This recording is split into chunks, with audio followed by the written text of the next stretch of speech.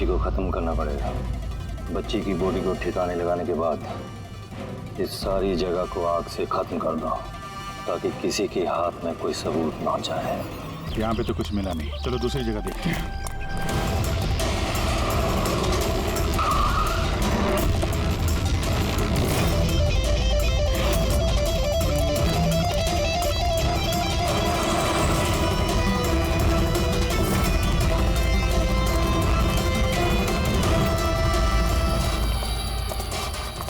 रिया, रिया, तुम्हारे mummy papa के पास ले जाने आए। चलो। रुक जाओ।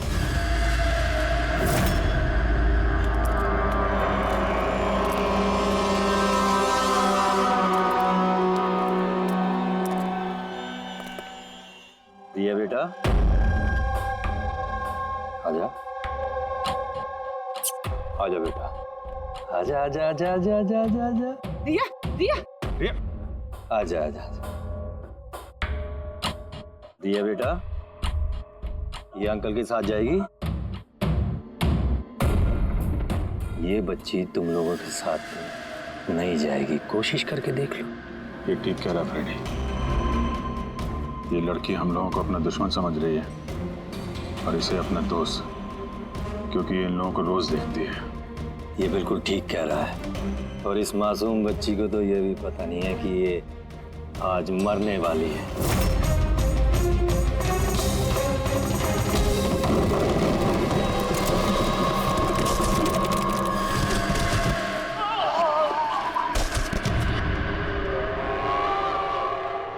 कौन हो तुम लोग?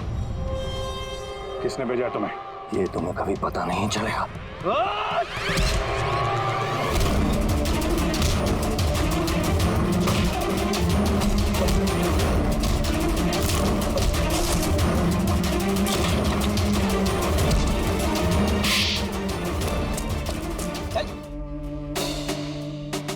ये तो गया। किसने भेजा तुम लोगों को? हैं? साहब, मुझे कुछ नहीं मालूम था, सब कुछ इसी को मालूम है। जिसको पता था वो तो मर गया। अब कैसे पता चलेगा सर किसने भेजा था इन्हें? रिया तो बेचारी इतनी डरी हुई है, कुछ बोल भी नहीं सकती। रिया बोल नहीं सकती, मगर पहचान तो सकती है। मतलब रिया ने इस खूनी को पहचाना। क्यों? क्योंकि उसे हर रोज मिलती थी, उसे हमेशा देखती थी, उसे लगता था कि ये उसका अपना कोई है और इसीलिए उसके साथ जाने के लिए राजी हो गई। तो फिर रिया उसे भी पहचान लेगी जिसने 12 सालों से इसको यहाँ पे कैद करके रखा है, जो उससे हर रोज बात करता है और जिसने इसे मारने के लिए इन लोगों को यहाँ पे भेजा था। दी मैं बहुत ज्यादा लेट हो रहा हूँ, आपसे बाद में बात करता हूँ। क्यों? कहाँ जा रहा है? हाँ दी, मैंने आपको बताया तो सही, मुझे एक्चुअली नॉर्थ अमेरिका के एक रेन फॉरेस्ट में फोटोग्राफर का असाइनमेंट मिला है। उसी सिलसिले में मुझे अर्जेंट जाना पड़ रहा है दी। आप प्लीज एक क्यों क्या ये सब बाद में पूछना दी। क्या छुपा रहा है? जल्दी बता। अरे दी, मैं आपसे कुछ क्यों छुपाऊंगा दी, सच सबको पता चल जाएगा। बहुत दिनों से ये सच छिपा हुआ है, लेकिन सच को जहाँ पहुँचना है ना दी, वहाँ पहुँच के रहेगा। ये कौन सा सच? और कौन कहाँ पहुँचेगा?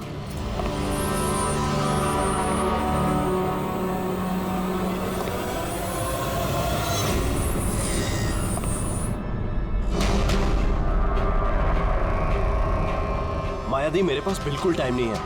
एक्चुअली मुझे लग रहा कोई है यहाँ पे। बहुत कुछ हुआ है दी, बहुत कुछ हुआ है, लेकिन मैंने वही किया जो मुझे सही लगा। केतन, साफ साफ बात कर, क्या हुआ है? इस वक्त मेरे स्टूडियो में कौन आ सकता है? ये दरवाजा खोल। दीप, कोई दरवाजा खोल रहा है। केतन, जल्दी खोल वरना। कौन है? हेलो, क्या हुआ? खुलता है कि नहीं? हेलो केतन, भाई। देखो, आगे मत बढ़ो। कहाँ है वो फोटो? मैंने क्या किया है तुमने?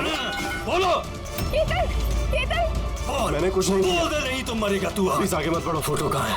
जल्दी बोल दे, बता दे। नहीं, मैंने कुछ नहीं किया। तू आज। देखो, मैंने कुछ नहीं किया। तो बैठेगा आगे बढ़ो।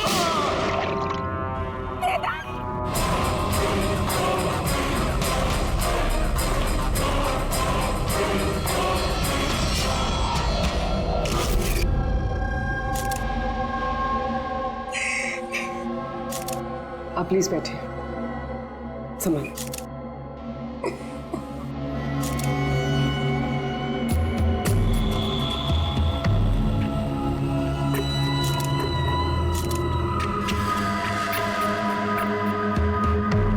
ये क्या?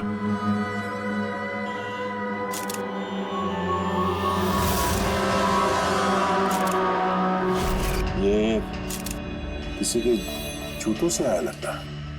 सर वो केतन के जूतों साफ थे। स्टूडियो के फ्लोर पे भी ऐसे निशान कहीं नहीं है। जस्ट पेपर दे।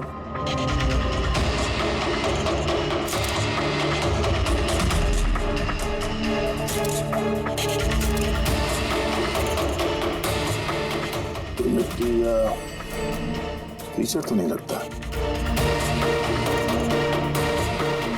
ऑयल जैसा कुछ है। एक काम करो, स्टूडियो में जितने भी फिंगरप्रिंट जैसा उठा लो।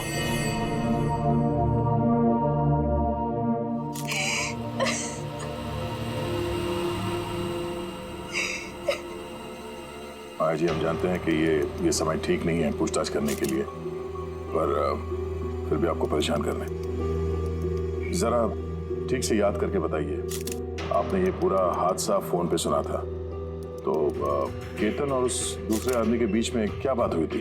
वो आते ही बुरी तरीके से केतन को मार रहा था। वो चीख रहा था, चिल्ला रहा था, चीजें इधर उधर टूटने की आवाजें आ रही थी। मैंने कुछ नहीं किया। देखो आगे मत बढ़ो, मुझे कुछ नहीं मालूम ना। वो कुछ फोटोज के बारे में बातें कर रहा था।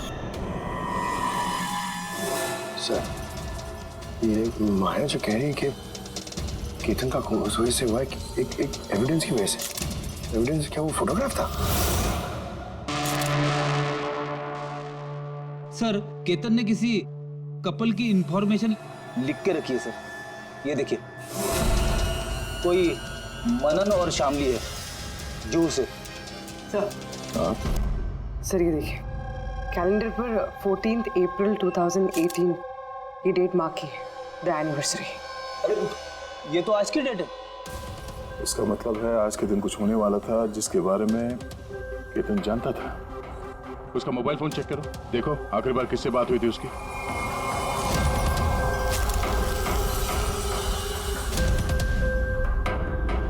सर टीएम क्राफ्ट वर्कर्स को फोन किया था शाम को 8:30 बजे। टीएम क्राफ्ट वर्कर्स, वो भी केतन के मर्डर के ठीक आधा घंटा पहले।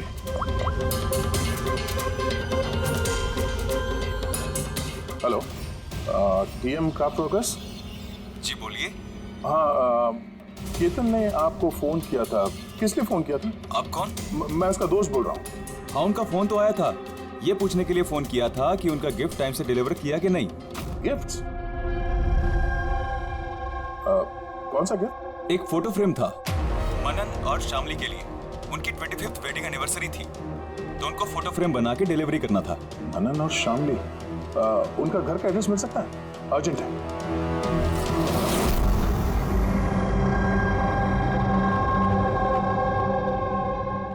फोटो किसने भेजी? केतन? ये केतन कौन है? और इस तरह से हमारी फैमिली पिक्चर भेजने का क्या मतलब है? कैसे जानता है वो हमारी फैमिली को? अरे किसी ने कोई मजाक किया होगा। ये मजाक नहीं है।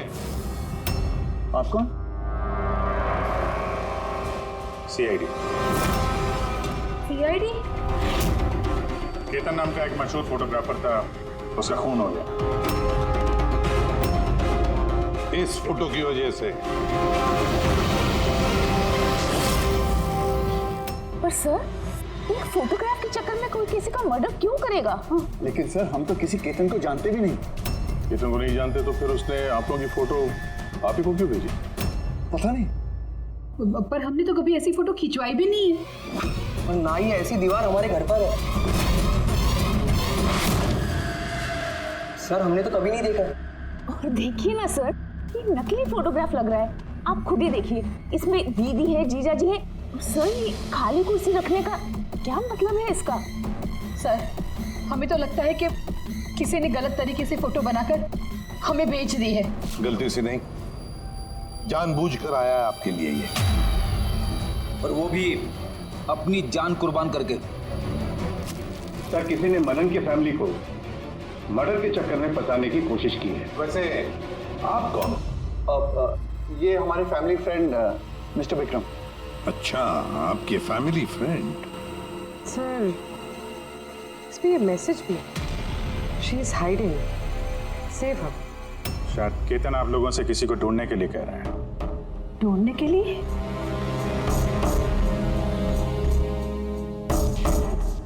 सर,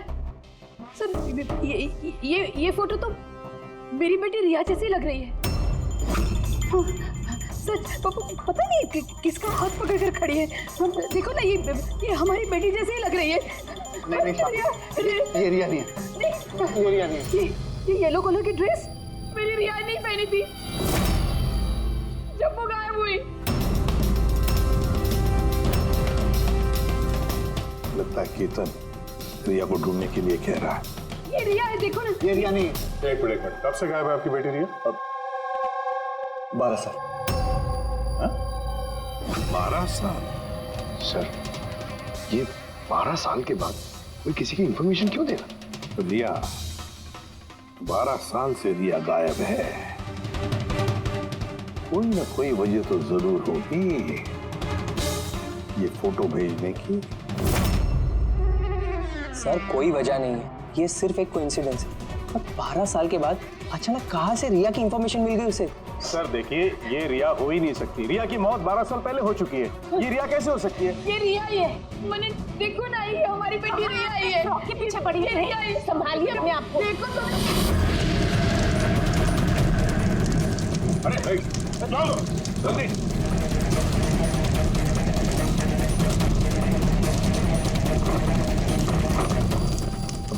सर, ये फोटो तो जल गया, अब क्या करें? कोई बात नहीं, दूसरा मिल जाएगा। तो भी एक काम करो, टीएम क्राफ्ट वर्क्स में जाके इसका दूसरा फोटो बनवा लो। और अगर उसके पास नहीं है तो केतन के कंप्यूटर में जरूर कुछ बैकअप होगा, वहां देख लेना। मनन और शामली, आप केतन को जानते हैं या नहीं जानते, इससे हमें कोई फर्क नहीं पड़ता। लेकिन एक बात अच्छी तरह से याद रखना, केतन ने अपनी जान दी है आपकी मदद करने के लिए। वो आप लोगों से किसी को बचाने के लिए बोल रहा है। कोई छिपी हुई है, उसे ढूंढने के लिए बोल रहा है। और वो कौन है और कहां छुपी है वो तो हम ढूंढ ही लेंगे। एक बात अच्छी तरह से याद रखना, जितने भी लोग यहाँ पर हैं उनमें से कोई भी ये शहर छोड़कर नहीं जाएगा जब तक हमारी तहकीकात पूरी नहीं होती। हमें तुम सब पर शक है, सब पर। एक मिनट के लिए मनन, शामली, आयशा और विहान इनके इस नकली फोटोग्राफ को बाजू में रखते हैं और उनके पीछे जो दीवार है उन पर कंसंट्रेट करते हैं, ये फ्रेम्स और ये जो पीछे लिखे हुए नंबर्स पर। अब शामली ने इशारा किया था इस फ्रेम पर, 3 नंबर वाली फ्रेम पर, पीले रंग का फ्रॉक पहनी हुई और किसी का हाथ पकड़ा हुआ है उस लड़की ने। शामली को एकदम से लगा सर इस फोटो में ये बच्ची उनकी खोई हुई बेटी रिया है। और फिर ये message, she is hiding, save her. लेकिन सर, विक्रम तो बार बार कह रहा था कि रिया मर चुकी है। हो सकता है ये मैसेज रिया के बारे में हो सकता है वो अभी भी जिंदा हो। बिल्कुल हो सकता है, पर भी बिल्कुल हो सकता है। और शायद केतन यही कहना चाहता है इन लोगों को, मनन के फैमिली को, कि शायद रिया जिंदा है और उसे मदद की जरूरत है। लेकिन सर, उसे इतनी मेहनत करने की क्या जरूरत थी? फोन कर देता सीधे और बोल देता जो भी बोलना है रिया के बारे में, या फिर पुलिस को इन्फॉर्म कर देता। सर, हो सकता है उसे किसी ने डराया धमकाया हो और तभी तो मजबूर होकर उसने ये सब किया है। केतन ने तो अपना फर्ज निभाया है और हम उसकी मेहनत को बेकार नहीं जाने देंगे। पूर्वी, एक काम करो, ये पूरा का पूरा फोटोग्राफ किसी अच्छे फोटो लैब में लेकर जाओ और ये पीछे टंगी हुई ये जो छोटी छोटी फ्रेम्स है ना, उनको अच्छी तरह से चेक करो। और ये भी देखो, ये जो वॉल है पूरी, क्या वो फोटोशॉप तो नहीं की गई है? और रिया के लापता होने की एफआईआर की कॉपी भी चाहिए हमें। केतन मनन की फैमिली को तो नहीं जानता था, तो ऑब्वियसली रिया को भी नहीं जानता होगा। तो फिर उसने मनन की फैमिली को ये इंफॉर्मेशन क्यों दी और इस तरह से क्यों दी? सर, केतन का खूनी जरूर रिया के फैमिली से जुड़ा हुआ है सर। इन सारे लोगों के फोन रिकॉर्ड्स चेक करो फ्रेडी, और साथ साथ केतन के फोन रिकॉर्ड्स भी। और एक बात, मनन की फैमिली पर कड़ी नजर रखो, और साथ साथ उनका जो दोस्त है ना विक्रम, उस पर भी देखो। ये लोग कहाँ कहाँ जाते हैं, किस किस से मिलते हैं, क्या क्या करते हैं। एक एक बात पर कड़ी नजर रखो, एक एक बात की खबर रखो। केतन के साथ जितने भी लोग काम करते थे ना, उनसे मिलना पड़ेगा। आप दोनों तो केतन को बहुत अच्छी तरह से जानते थे, तो कभी उसने आप लोगों को बताया किसी छोटी सी बच्ची के बारे में, जू के एक फैमिली के बारे में, उनके फैमिली पोर्ट्रेट के बारे में? जी नहीं सर, मुझे तो अब तक उसने कभी कुछ नहीं बताया। अच्छा, केतन सिर्फ आपके लिए काम करता था या और भी कुछ करता था किसी और के लिए? केतन मेरे लिए फैशन फोटोग्राफी करता था, साथ ही साथ बड़े बड़े फैशन हाउसेस के लिए एक्सक्लूसिव कैटलॉग शूट करता था। माया, आप केतन की बहन है, तो आपको तो पता हो गया वो किस किस से मिलता था। सर, केतन बहुत ही रिजर्व रहता था, बस अपने काम में ही मग्न, और उसके दोस्त भी गिने चुने ही थे। और सर, हाल ही में केतन को एक इंटरनेशनल एग्जीबिशन के लिए असाइनमेंट मिला था, जिसके लिए वो मुंबई की गलियों में घूमकर स्ट्रीट फोटोग्राफी शूट किया करता था। वो फोटोग्राफ देख सकते हैं हम? जी सर।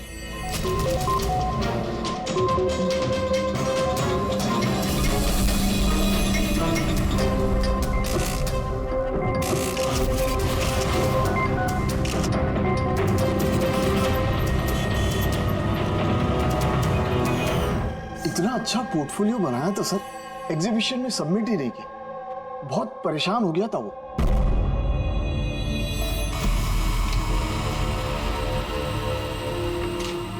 ये वॉल और उस पे लगे हुए सारे फोटोज एंड नंबर्स असली है। और बाकी सब? जिसने भी ये बनाया है उसने सिर्फ इस वॉल के ऊपर फैमिली वॉल्यूज की फोटोज डाल दी है, इस खाली कुर्सी के साथ, ताकि ऐसा लगे कि फैमिली वालों ने इस वॉल के आगे बैठकर फोटो खिंचवाई। हाँ, लेकिन ये दीवार तो पक्का असली है।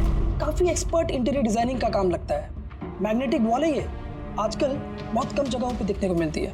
Magnetic wall? हाँ, मैग्नेटिक वॉल बनाने के लिए वॉल को एक स्पेशल पेंट से पेंट किया जाता है, जिसके केमिकल कंपोजिशन में मैग्नेटिक एलिमेंट्स होते हैं, जो उस दीवार को मैग्नेटिक प्रॉपर्टीज दे देते हैं। यानी ये दीवार तो ऑलमोस्ट मैग्नेट जैसी है। एकदम सही। अब उस पे कोई भी मेटेलिक चीज बिना किसी हुक या कील के चिपका सकते हो या निकाल सकते हो। उसी तरह ये वॉल भी मैग्नेटिक वॉल है। Thank you. Okay bye. Mumbai की गलियों में घूम घूम के फोटोग्राफी कर रहा था, जरूर वहीं पे इसे रिया के बारे में कोई ना कोई क्लू मिला होगा, वहीं किसी गलियों में।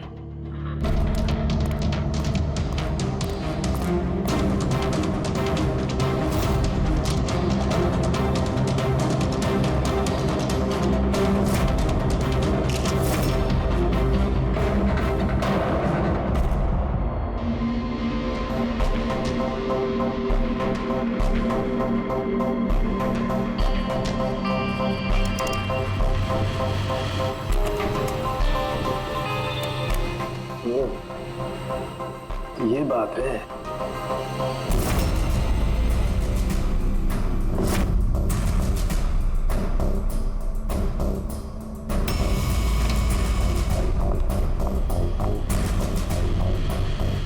सो ये देखिए,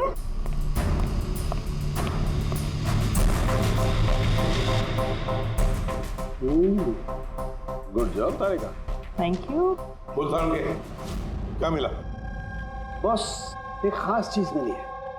दया, तुम्हें याद है तुमने मुझे कुछ चिकना सा पदार्थ ला करके दिया था जो तुम्हें क्राइम स्पॉट पे से मिला था, याद है?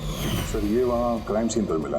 ये मिट्टी या डामर तो नहीं लगता, शायद कोई ऑयल या ग्रीस हो सकता है। तुम बिल्कुल सही सोच रहे थे दया, वो ग्रीस ही है। बॉस, मुझे उस पदार्थ में ग्रीस के ट्रेसेस मिले, और ये ग्रीस इतनी पुरानी है कि अब तो अपना केमिकल कंपोजिशन भी बदलने लगे। एक मिनट साहब के पुराने मतलब कितने पुराने हैं? मतलब बॉस, जिस जगह से ये ग्रीस के धब्बे मिले हैं वो जगह काफी पहले बंद हो चुकी होगी। और सर केतन के नाक के फ्लूइड्स में से मुझे ये एक्रिलिक, नायलॉन, पॉलिएस्टर, पॉलीप्रोपिलीन इन सब चीज़ों की ट्रेसेस मिले और उसके लंग्स में भी ये सारी सेम चीज़ें मिली हैं, fabric fibres. Nylon, polyester, olefin, acrylic, क्या ये सब सारी चीजें तो फैब्रिक से जुड़ी हुई हैं?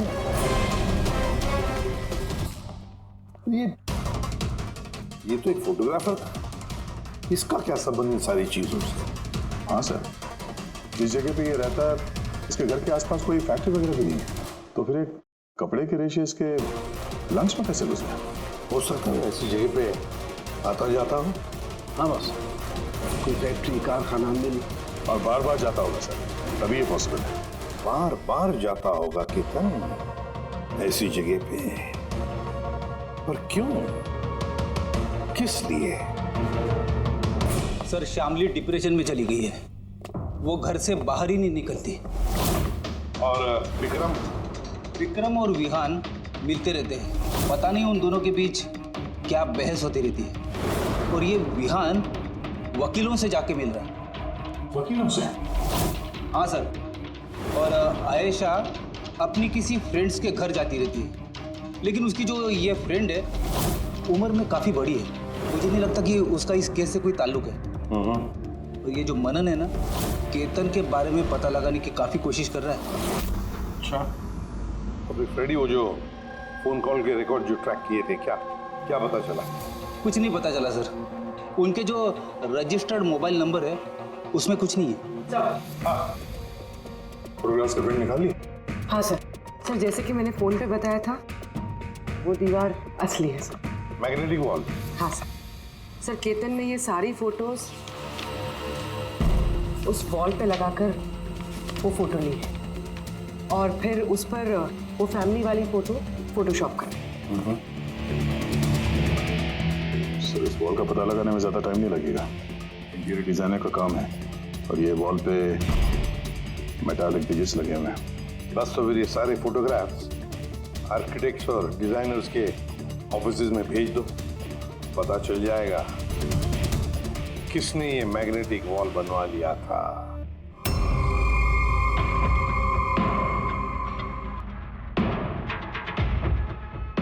अब ये जो फैमिली बैठी हुई है, इनके पीछे जो दीवार है वो आपने बनाई है क्या?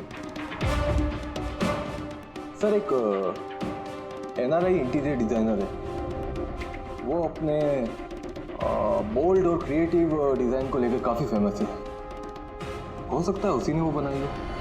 ऑफ कोर्स ये मेरे ही डिज़ाइंस है, मैजिक लाइफ एड लैब्स के लिए डिज़ाइन की थी मैंने। इट्स अ मैग्नेटिक वॉल, ये सारे नंबर्स मैग्नेटिक मटेरियल के हैं जिसे बिना कोई हुक या कील के लगा भी सकते हैं और निकाल भी सकते हैं।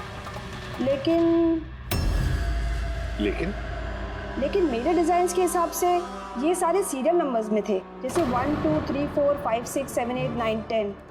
हाँ मगर मैम इसमें तो नंबर्स 1 3 2 0 6 7 8 9 ये ऐसे कैसे? सर शायद केतन ने किया, लेकिन उसने इस वॉल की फोटो क्यों ली? ये तो अब मैजिक लाइफ एड लैब वाले ही बताएंगे। सर यही है वो वॉल जिसकी आपने हमें फोटो दिखाई थी? हाँ सर, और वॉल पे फोटोज के जो एक्चुअल नंबर थे वो ये थे सर। फोटोज में जो भी चेंजेस थे वो केतन ने किए थे सर। केतन, ये नंबर्स तो ऑर्डर में थे ना, फिर तुमने सिर्फ 3206 को चेंज कर उसके नीचे स्पेसिफिक फोटोज क्यों लगाई है? कुछ नहीं, वो पजल्स बना रहा, नंबर्स और फ्रेम्स को मिला के। एक इंटरनेशनल एग्जीबिशन है उसी के लिए।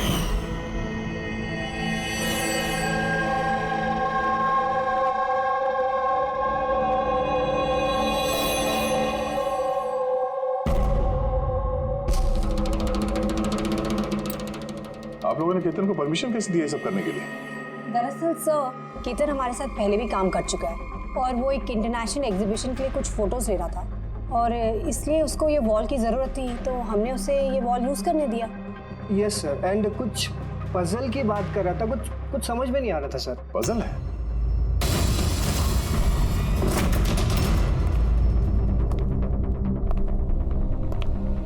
नंबर्स में पजल।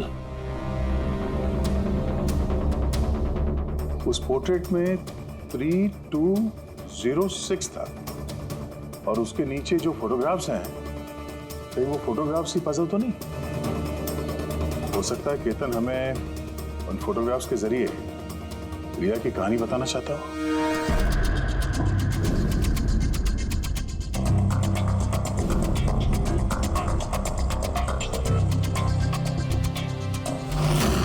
रिया गायब कब हो गई थी? कब गायब हो गई थी? रिया की मिसिंग की एफआईआर है ना? हाँ सर। सर उसका इस केस से क्या कनेक्शन? वो केस तो सर बहुत साल पहले बंद हो चुका है। पता नहीं क्यों गया। ऐसे लगता है कि रिया की इस एफआईआर से शायद हमारी केस सॉल्व करने में कुछ मिल जाए। एफआईआर 8221 मुंबई है। एफआईआर का डेट देखो गया, ये देखो 3206। 2006 मतलब ये डेट है? बिल्कुल सही। 3206 3 फरवरी 2006। दीदी हौसला रखिए। पता नहीं मेरी बेटी किस हाल में होगी। आप लोग मजाक तो नहीं कर रहे? आप वाकई में मेरी बेटी को ढूंढेंगे? वो एक्चुअली जिंदा है क्या? आपकी बेटी जिंदा है, ये सुनकर आपको खुश होना चाहिए, और आप हमसे ऐसे बात कर रहे हैं? डैड, मेरी बहन रिया जिंदा है। सर कहाँ है वो? देखिए, हम बहुत नजदीक हैं रिया का पता लगाने के, इसलिए आप लोगों को जो कुछ भी पता है हमें बताइए। आखिरी बार आप लोगों ने उसे कब देखा था, क्या हुआ था उसके साथ, और एग्जैक्टली गायब हुई कैसे वो? लेकिन सर इन 4 फोटोज का क्या मतलब है? केतन जरूर हमें रिया के बारे में कुछ बताने की कोशिश कर रहा था। देखो ना फोटोग्राफ्स को, ये 3 नंबर का फोटो देखो, इसमें एक छोटी बच्ची रो रही है, किसी बड़े आदमी का हाथ पकड़ के जा रही है। फोटो नंबर 2 में रिया थोड़ी बड़ी हो चुकी है, ऐसे जाली के पीछे जैसे उसे किसी ने उस जाली के अंदर कैद करके रखा है। ये तीसरा फोटो, इसमें भी ऐसे लग रहा है कि इसे बंदी बना कर रखा गया है। और सर इस आखिरी फोटो में कोई उसे गले लगा रहा है और पीठ पे खंजर मारने जा रहा है।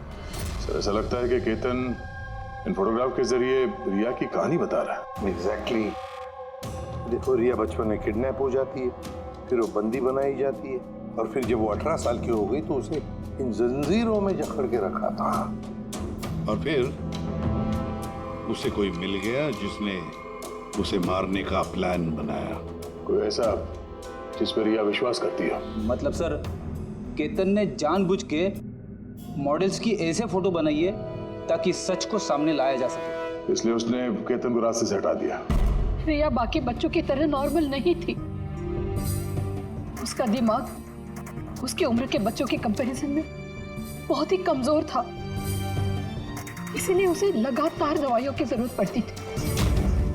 अगर वो दवाइयां नहीं लेती थी तो उसका दिमाग कंट्रोल में नहीं रहता था। वो कुछ भी कर सकती थी, वो अपने आप को चोट पहुंचा सकती है, वो अपने आप को मार भी सकती है। तो ये रिया गायब कहाँ से हुई? हमने उसे स्पेशल बच्चों की स्कूल में डाला था, वहीं से वो गायब हुई है। तो फिर उसके बाद आप लोगों को कोई फोन आया पैसों के लिए या किसी और चीज के लिए? नहीं, कुछ नहीं।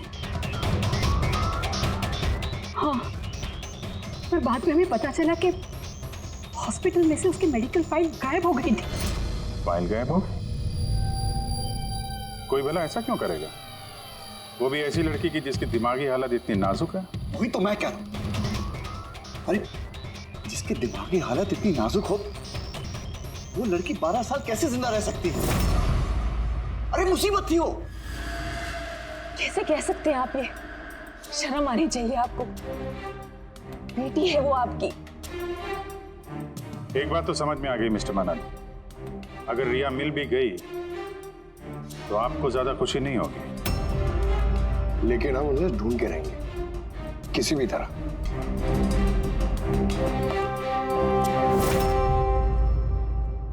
दया, इस फोटो को गौर से देखो। देखो, रिया बड़ी हो गई है, 18 साल की हो गई है, लेकिन उसके पैरों में जंजीर जकड़े हैं। सर ये पीछे ये खिड़की कारपेट दिख रहा है पीछे। क्या याद है तारिका ने क्या बताया था? केतन के नाक के फ्लूइड्स में से मुझे ये एक्रिलिक, नायलॉन, पॉलिएस्टर, पॉलीप्रोपिलीन इन सब चीज़ों के ट्रेसेस मिले। ये सारी चीजें फैब्रिक से जुड़ी हुई है, कारपेट से। ये केतन फोटोज के जरिए ये बताने की कोशिश कर रहा था कि ये रिया किसी पुरानी मिल या फैक्ट्री में है। सर, चौथे फोटो में ऑयल कैन और खाली बक्से।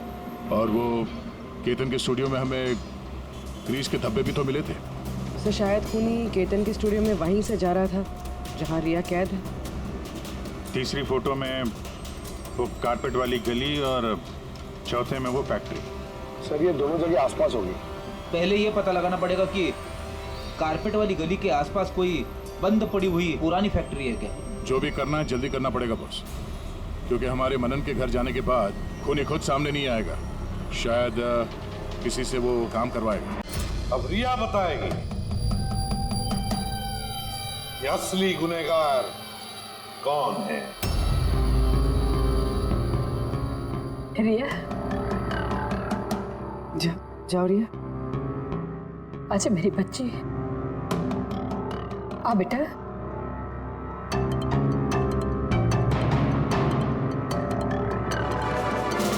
रिया,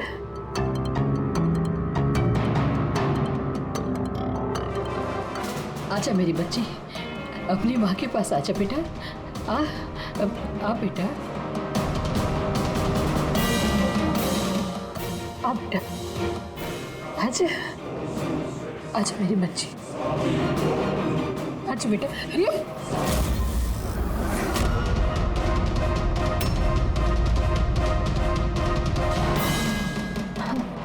ये तो कमाल हो गया शामली जी। आपकी बेटी 12 साल के बाद आपसे मिलती है, लेकिन आपके पास नहीं है। अपने मौसी के गले लग जाती है। ये कैसे? वो तो माँ की जैसी हूँ ना मैं इसकी। बहुत प्यार करती है ये मुझसे, इसीलिए। अरे वाह मौसी जी, आपसे इतना प्यार कि रिया अपनी माँ को पहचान नहीं पाई और आप ही के गले लग गई। क्यों? और जानती है क्यों? क्योंकि पिछले 12 साल से सिर्फ एक ही शख्स है जो रिया से मिल रहा था, बातें कर रहा था, जिसे रिया अपना समझती थी। ये क्या बकवास कर रहे हैं? मैं क्यों मिलूंगी इससे? मैं नहीं मिली इससे। रिया से बिल्कुल मिली थी, पिछले 12 सालों से मिल रही थी। तो बकवास हम नहीं कर रहे आयशा, बकवास तो तुम कर रही हो। हमने तो उस डॉक्टर को भी ढूंढ निकाला जिसकी मदद से तुम पिछले 12 सालों से रिया को दवाइयां देती थी, उसकी टेस्ट करवा रही थी। मैं किसी डॉक्टर को नहीं जानती। मैं कह रही हूँ ना आपसे, मैंने कोई मेडिकल टेस्ट नहीं करवाया इसका। बिल्कुल करवाई थी। नहीं, मैंने कोई टेस्ट नहीं करवाया। झूठ बोल रही हो तुम। टेस्ट करवाया था तुमने। मैंने कोई टेस्ट नहीं करवाया, मैं सच कह रही हूँ। मैं किसी डॉक्टर को नहीं जानती। मैं तो इसे 12 सालों से वही दवाई दे रही हूँ जो ये 7 साल की उम्र से खाती आ रही है बस।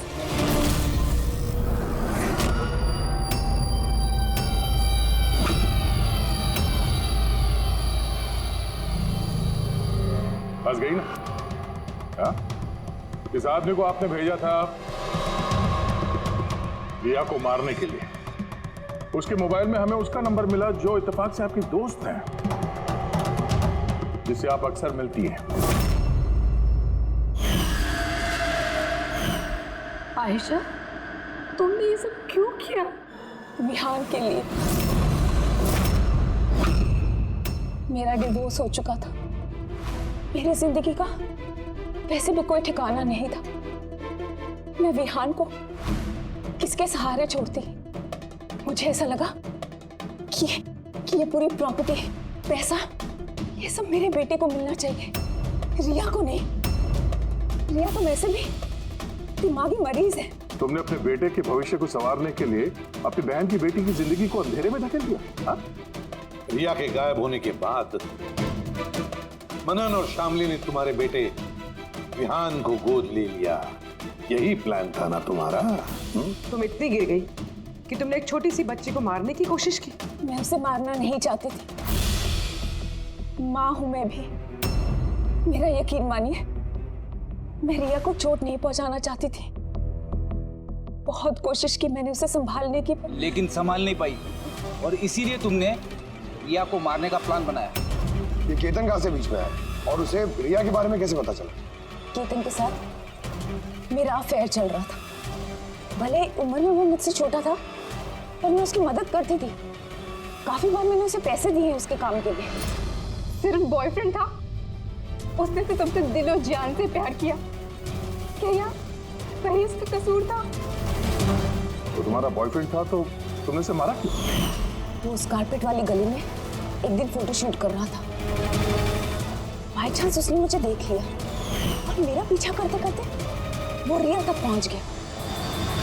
मैंने उसे बहुत डराया, बहुत धमकाया, यहाँ तक कहा कि मैं उसका करियर बर्बाद कर दूंगी। लेकिन नहीं, शायद उसमें इंसानियत जाग रही थी, इसलिए मुझे उसे मरवाना ही पड़ा। वाह, बहुत खूब। कैसी माँ हो तुम। 12 साल से एक मासूम बच्ची को अपनी माता पिता से दूर रखा। क्या मिला तुम्हें? हा? भूल गई तुम कि देर से ही सही सच्चाई तो सामने आ ही जाती है। अपने स्वार्थ के लिए बहुत बड़ा जुर्म किया है तुमने। कानून तुम्हें कभी माफ नहीं करेगा। कड़ी से कड़ी सजा होगी तुम्हें, कड़ी से कड़ी सजा।